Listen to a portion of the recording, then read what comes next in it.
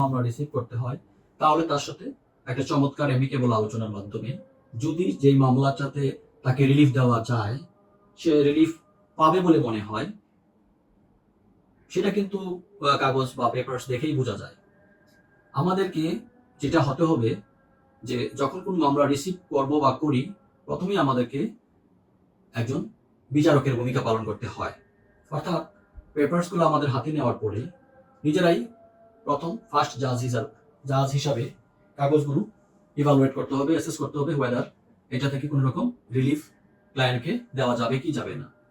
On the basis of the material evidence এবং অন্যান্য যে আইন আছে বা ডিসিশন আছে বা নজির আছে, সেগুলোকে মূল্যায়ন করে যদি মনে হয় যে এটাতে একটা ভালো পসিবিলিটি আছে, এটা রিলিফ পাওয়া যেতে পারে, তাহলে ক্লায়েন্টের সাথে কথা বলে দেন ব্রিফটা রিসিভ করা একজন পেশাদার আইনজীবী, বিজ্ঞ আইনজীবীর কাজ।